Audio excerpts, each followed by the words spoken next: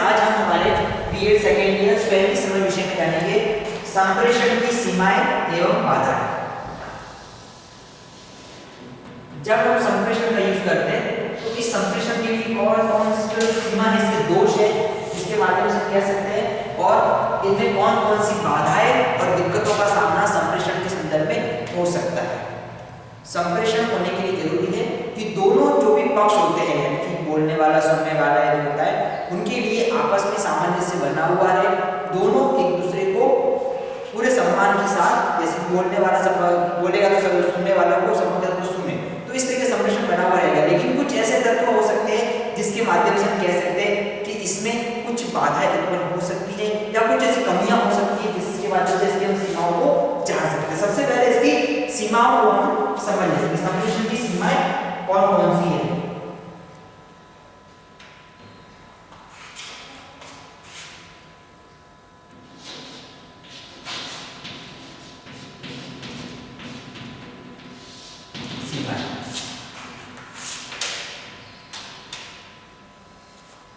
जैसे कि सीमाओं की बात करें कि एक वातावरण होता है, अगर वो वातावरण अगर अनुकूल नहीं है तो कमियां उत्पन्न होती है। कक्षा में जैसे कि टीचर पढ़ा रहा है, ब्लैक बोर्ड का यूज करते हुए बच्चों को पढ़ा रहा है, अचानक से लाइट चली जाती है तो वहां पर संप्रेषण में बाधा उत्पन्न होगी। पढ़ाते पढ़ाते कोई बच्चा शोर कर रहा है या बाहर से शोर आ रहा है तो संप्रेषण में दिक्कतें पैदा होती। इस तरीके से कुछ कमियां हैं जो संप्रेषण के अंदर उजागर हो जाती है, इसमें समस्या आ जाती है। सबसे पहले इसकी जो सीमा है वो है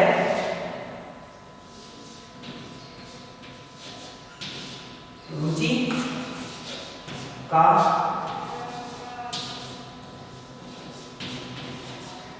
अभाव। रुचि का अभाव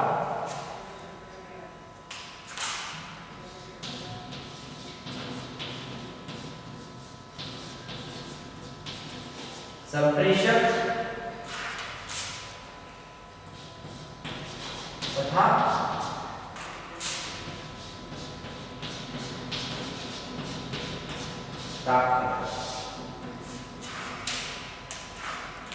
संप्रेषक और प्राप्त, संप्रेषण मतलब बोलने वाला या जो उसको प्राप्त कर रहा है, अगर इन दोनों में रुचि इंटरेस्ट नहीं होगा तो हम कह सकते हैं इसका दोष। कई बार ऐसा होता है कि जो संप्रेषक होता है उसकी कोई रुचि नहीं होती और उसको मजबूर में कुछ बातें या कुछ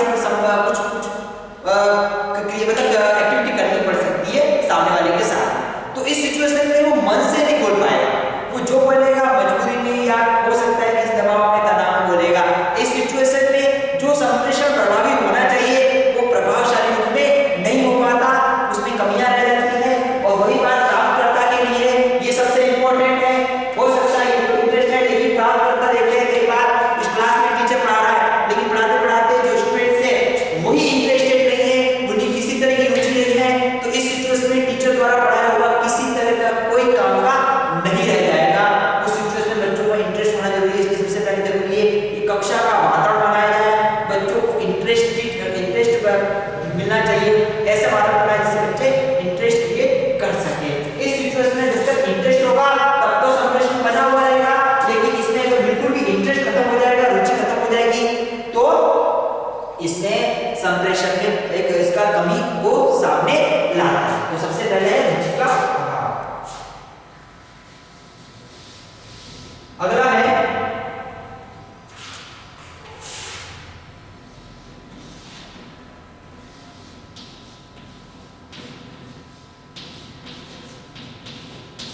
संप्रेषण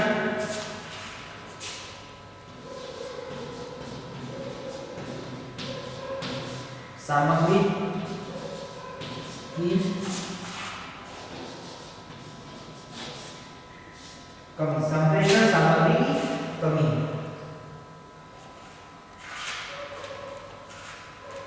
यदि जो संप्रेषण सामग्री है यानी कि जो भी इसका माध्यम है प्राप्तकर्ता के लिए उचित नहीं है, यानी कि उसकी आवश्यकता के अनुसार नहीं है, उसमें कोई कमियां है, उसमें कोई दोष है, तो भी संप्रेषण में बाधाएं उत्पन्न होगी।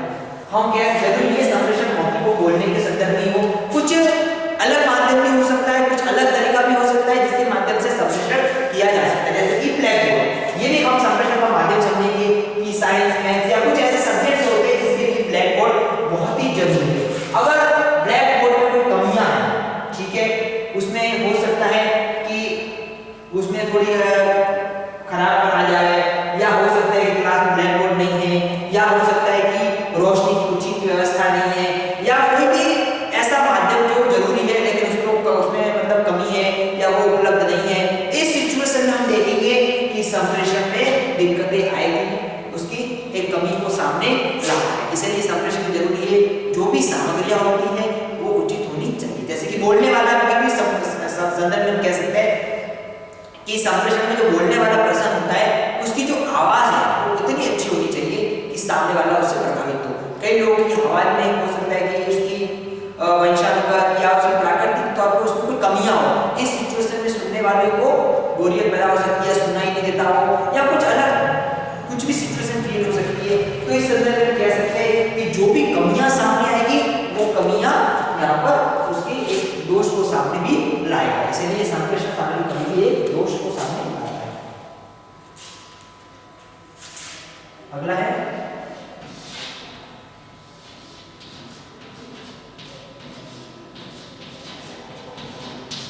संप्रेषण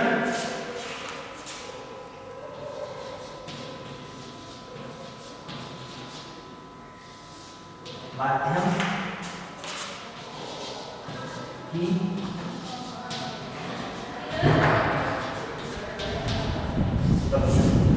संप्रेषण माध्यम की कमियां। संप्रेषण माध्यम की कमियां हम देखेंगे।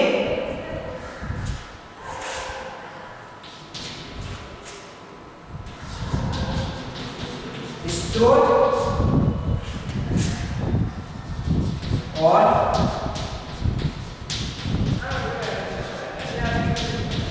प्राप्तकर्ता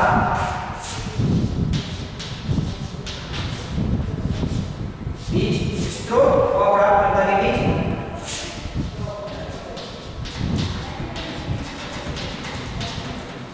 संप्रेषण चालू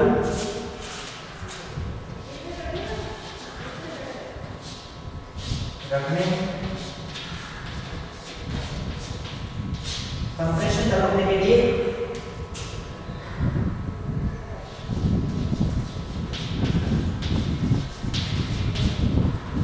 संप्रेषण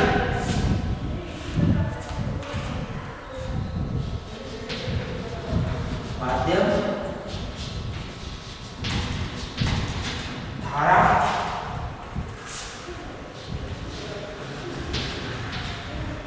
प्रवाह का काम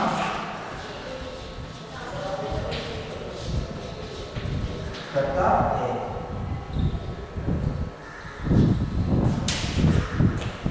अब सुन लो, इसको समझ लेते हैं कि संप्रेषण और प्राप्तकर्ता के बीच संप्रेषण चालू रखने के लिए, यानी कि जो भी है उसके लिए संप्रेषण माध्यम यानी धारा प्रवाह काम करता है। एक धारा चलती है, एक वेग बना हुआ रहता है जिससे संप्रेषण, अगर वो वेग नहीं रहेगा, वो धारा नहीं रहेगी तो संप्रेषण में बाधा होगी। जैसे बिजली है तो एक बल्ब को जलने के लिए, एक ट्यूबलाइट को जलने के लिए किसकी जरूरत है? बिजली की जरूरत है। बिजली मतलब धारा के रूप में आती है और ट्यूबलाइट को जलाती है, लेकिन वो धारा ही नहीं होगी तो ट्यूबलाइट नहीं जल पाएगी। इसी तरह से संप्रेषण होने के लिए जरूरी है कि जो संप्रेषण होता है और जो प्राप्तकर्ता होता है उसमें धारा होनी चाहिए, और वो जो माध्यम होती है अगर वो धारा सही होगी तो संप्रेषण बना हुआ रहेगा, लेकिन उसमें अगर कमियां होगी तो वहां पर संप्रेषण रुक जाएगा।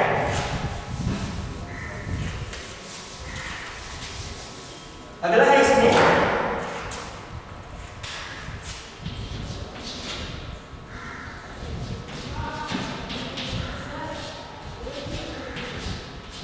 भाषा की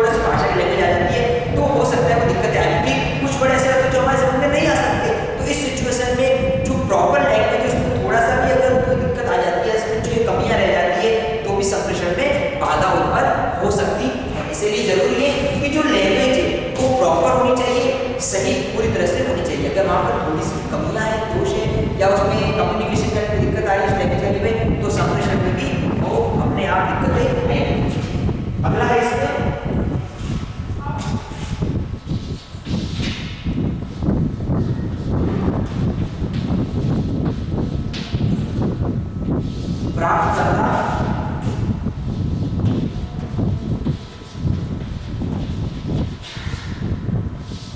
संबंधी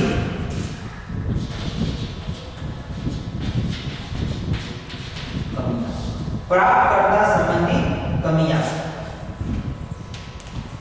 प्राप्तकर्ता जो रिसीवर होता है उसके लिए भी जरूरी है कि वो परफेक्ट होना चाहिए उसको सुनने। जैसे कि मान लीजिए कि सुनने वाला पर्सन है, हो सकता है कि उसमें कुछ इंटरनली प्रॉब्लम हो, उसमें कुछ जैसे मान लीजिए फिजिकली तौर पर हम देख सकते हैं कि उसके श्रवण या सुनने में कमियां हो। उस सिचुएशन में जो सामने वाला बोल रहा है वो कमियां वहां दिखाई देगी, उसको सुनने में दिक्कत आएगी और वो जो बोला जा रहा है जो बताया जा रहा है उसको सही से नहीं सुन पाएगा। हो सकता है कि सामने लोग मेंटली मानसिक तौर पर उसमें कमियां हो। उस सिचुएशन में अगर कोई मानसिक कमी वाला अगर कोई सामने है हमारे सामने, तो उस सिचुएशन में टीचर द्वारा बताई गई बातें या जो संप्रेषण द्वारा बताई गई बातें उसके लिए सामने समझ में नहीं आएगी, उसके कमियां उजागर करेगा। तो जरूरी है कि प्राप्तकर्ता जो होता है वो परफेक्ट हो, उसमें किसी तरह के दोष कमियां नहीं हो। अगर वहाँ दोष या कमियां हैं, शारीरिक और मानसिक रूप से कमियां दिखाई देती है, तो हम कह सकते हैं कि इस तौर पर संप्रेषण करने में इस तरह से कमियां आती है, उसकी सीमाओं को उजागर करता है। और अगला है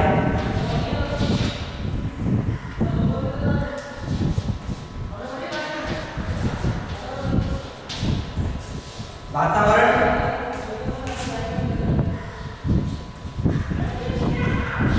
जन्य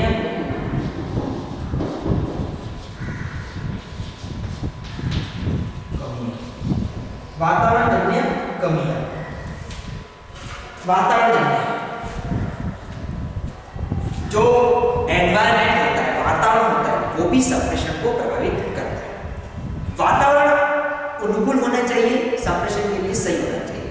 जैसे कि मान लीजिए एक सभा चल रही है और वो सभा किसी खुले मैदान में चल रही है और उस सभा के दौरान अचानक से बरसात आ जाना, तूफान आ जाना, आंधी आ जाना, तो उस सभा को वहां से मतलब उस सभा को बिखर सकता है। तो वो कहने का मतलब जो संप्रेषण हो रहा है, जो बताई जा रही है सभा में, जो बातें जो बताई जा रही है वो वहां पर नहीं हो पाएगी। तो इस तरीके से सभा नहीं हो पा रही है, तो हम कह सकते हैं कि ऐसी जो वातावरण परिस्थितियां है वो भी संप्रेषण को प्रभावित करती है। क्लासरूम के अंदर अगर टीचर पढ़ा रहे हैं, अचानक से लाइट चली जा रही है, या हो सकता है कि अचानक से बरसात के दिनों में हो सकता है छत से पानी टपक रहा है, तो ये सिचुएशन भी वहां पर एक अलग वातावरण क्रिएट करेगी, संप्रेषण में बाधा उत्पन्न। तो इस तरीके से हम कह सकते हैं कि कुछ वातावरण परिस्थितियां कमियां भी होती है जो संप्रेषण के दोषों को सामने लाती है। तो हमने जैसे सीमा जानी कि रुचि के अभाव के कारण, संप्रेषण सामग्री कमियों के कारण, संप्रेषण माध्यम की कमियों के कारण, भाषा की कमियों के कारण, प्राप्तकर्ता संबंधी कमियों के कारण और वातावरण जन्य कमियों के कारण संप्रेषण की सीमाएं हम देख सकते हैं। अब इसकी बाधाओं और इसकी रुकावटों को समझ लेते हैं कि इसमें कौन कौन सी रुकावटें आ सकती हैं।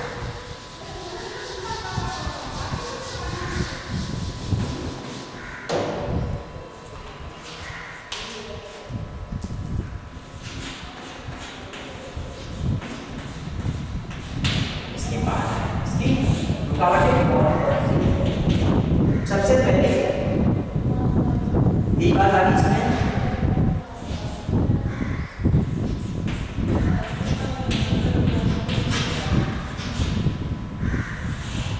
पर्यावरणीय बाधा।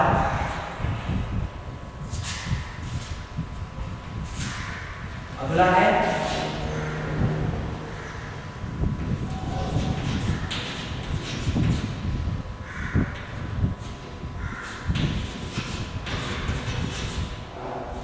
अत्यधिक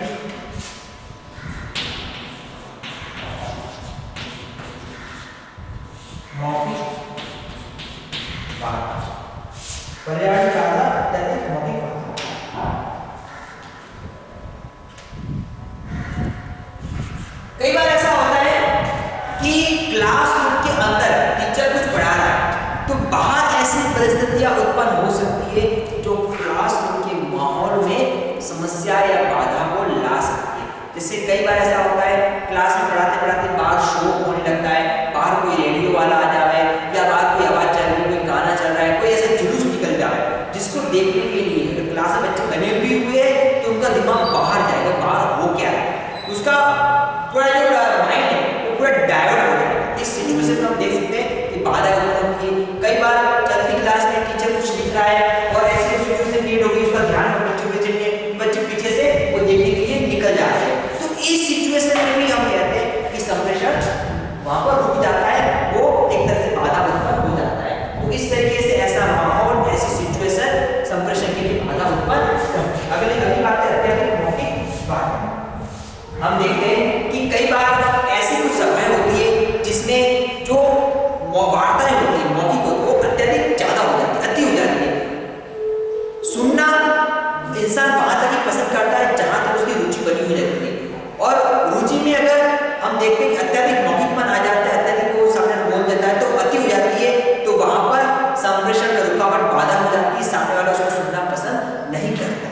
अगर कोई बात क्लास में करते हुए टीचर पढ़ाते पढ़ाते रहे हुए अलग अलग माध्यमों का प्रयोग करें, बोले भी, ब्लैक बोर्ड का यूज करें, क्वेश्चनर का यूज करें, कुछ अलग कोई तरीके या माध्यम का यूज करें, सहायक सामग्री का प्रयोग करें तो संप्रेषण बना हुआ रहेगा। लेकिन अत्यधिक बोले जाना, अत्यधिक बोलता रहेगा तो सामने वाले के हम कहेंगे एक इंटरेस्ट का माहौल खत्म हो जाता है, रुचि खत्म हो जाती है। और अगर रुचि खत्म हो गई, इंटरेस्ट खत्म हो गया तो हम समझ सकते हैं कि संप्रेषण वही खत्म हो जाता है। इसलिए हम कह सकते हैं कि अत्यधिक मौखिक वार्ता नहीं होनी चाहिए, और अगर अत्यधिक मौखिक वार्ता हो रही है तो संप्रेषण में बाधा भी उत्पन्न हो। अगला है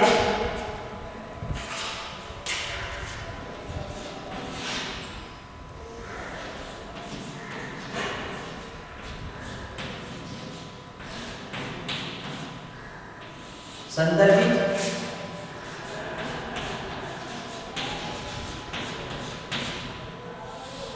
भ्रामकता।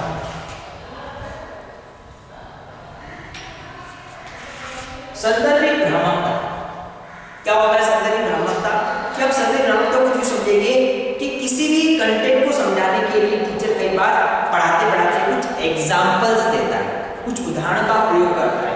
वो उदाहरण संदर्भ में हो सकते हैं, लेकिन कई बार ऐसा होता है टीचर पढ़ाते पढ़ाते उस संदर्भित भ्रामकता उत्पन्न कर सकता है, यानी कि कुछ एग्जांपल ऐसे हो सकते हैं जो स्टूडेंट के मन में बाधा या स्टूडेंट के मन में एक भ्रामकता ला सकते हैं।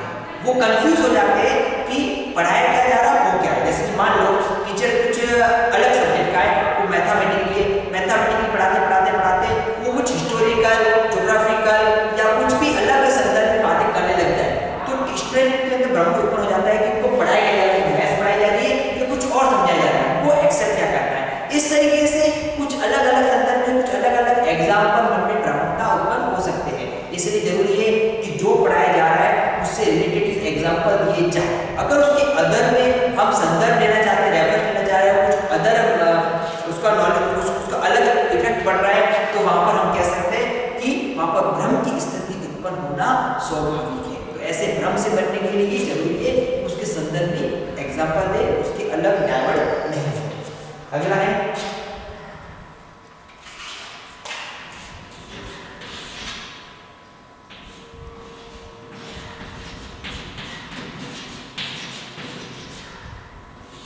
दिवा स्वप्न।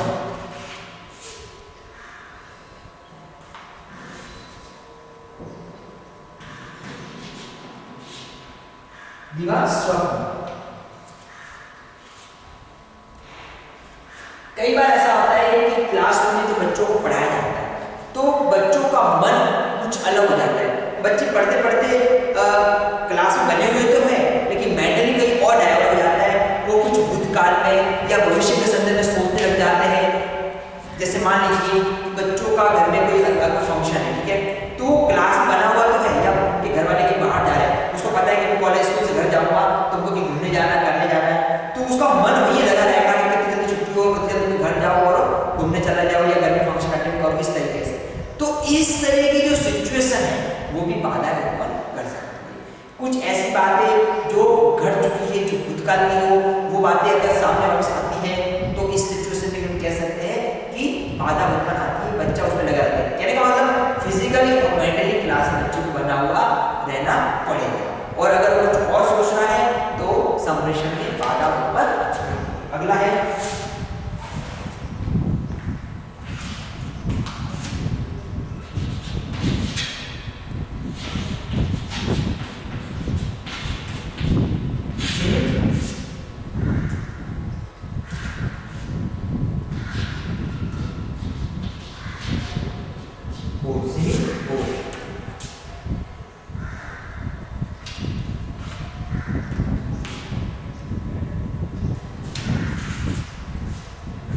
जरूरी होता है कि इसको हम समझ लेते हैं कि जब सीमित बोध यानी लिमिटेड ज्ञान बोध करवा, सीमित बोध भी जरूरी।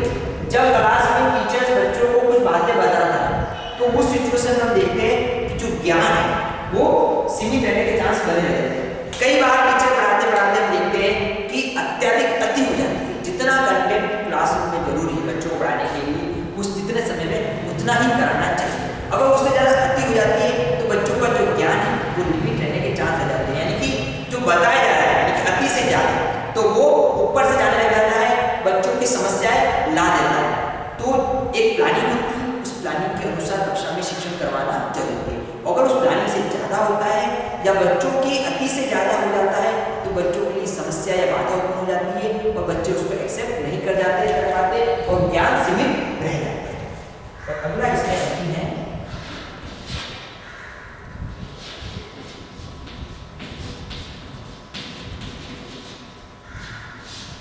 शारीरिक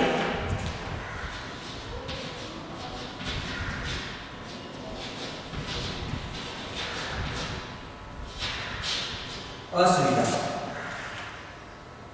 शारीरिक असुविधा, अब शारीरिक असुविधा तो बाधा उत्पन्न करेगी, जैसे हमने उसकी सीमाओं में जाना कि कक्षा कक्ष के अंदर बैठने के लिए अगर फिजिकल रूप से कोई असुविधा है, बच्चों की बैठने से लेकर बच्चों के स्टडी तक सारा आ जाता है। बच्चों के बैठने के लिए उचित दड़ी की व्यवस्था होनी चाहिए, टेबल मेज की व्यवस्था होनी चाहिए, ठीक है, ब्लैक बोर्ड की अच्छी सी व्यवस्था होनी चाहिए, कक्षा कक्ष के अंतर्गत प्रकाश की अच्छी व्यवस्था हो, बच्चों के लिए शुद्ध वायु हो, यानी खिड़की और दरवाजे अच्छी उचित होनी चाहिए, तो शिक्षण बना हुआ रहेगा। लेकिन यहाँ पर कमियां होंगी, अंधेरे वाले कमरे होंगे, बदबूदार कमरे होंगे, बैठने की उचित व्यवस्था नहीं, बच्चे नीचे जमीन पर बैठे हुए, इस तरीके से फिजिकली तौर पर कमियां हैं, शारीरिक तौर पर कमियां बच्चों के सामने आई तो बच्चों के लिए संप्रेषण में बाधाएं उत्पन्न हो सकती है। इस तरीके से हम कह सकते हैं कि ये संप्रेषण की बाधाएं हैं, जिसमें पर्यावरणीय कुछ बाधा है जिसके अंतर्गत बच्चों का मन बाहर के मतलब डाइवर्ट हो जाना, अत्यधिक मौखिक वार्ता हो जाना, संदर्भित भ्रामकता उत्पन्न हो जाना, दिवास्वप्न कह सकते हैं, सीमित बोध कह सकते हैं या शारीरिक असुविधा कह सकते हैं, जिसके माध्यम से संप्रेषण के लिए रुकावटें, समस्याएं, बाधाएं उत्पन्न होती है। तो आज हमने क्लास में करने जाना कि किस तरीके से संप्रेषण की कुछ सीमाएं होती है और जो बाधाएं होती है जो संप्रेषण करने के लिए दिक्कतें पैदा करती है।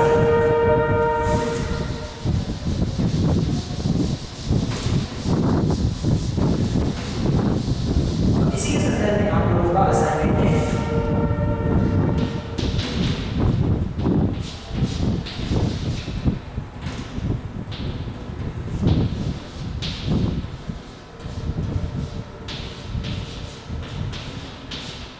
संप्रेषण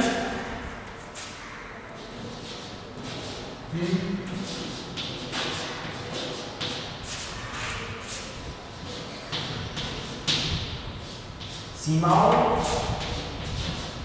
एवं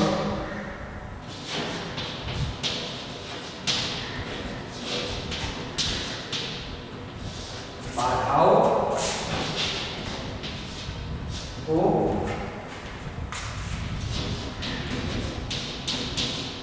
स्पष्ट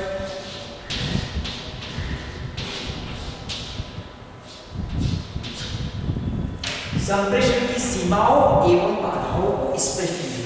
तो जो संप्रेषण की जो सीमा है जो हमने जानी, इसमें जो रुचि का अभाव होता है, संप्रेषण माध्यम की जो कमियां होती है, संप्रेषण भाषा कमियां होती है, प्राप्त प्रक्रिया की जो कमियां होती हैं, वातावरण में जो कमियां होती हैं, तो ये जो सीमा है इसके साथ बाधाएं जो हमने जानी कि पर्यावरणीय बाधा, अत्यधिक मौखिक वार्ता, भ्रामकता उत्पन्न करना, ठीक है, शारीरिक जो बाधाएं हो सकती हैं, इस तरीके से जो हमने इसकी कमियां, रुचि का अभाव जो हो सकता है, तो हमने जो कक्षा में आज जाना है इसी के बारे में आप लोगों को अपना असाइनमेंट आज का रेडी करना है। स्टूडेंट्स, जैसे कि पता है कोरोना का समय चल रहा है, इसमें आपको सावधानी से तंत्र अपनी ऊपर मास्क का प्रयोग करें, अपने साथ साथ परिवार और राष्ट्र को जागरूक चलाएं कि जब भी घर से बाहर निकले मास्क का प्रयोग अवश्य करना चाहिए और आवश्यक रूप से करना चाहिए।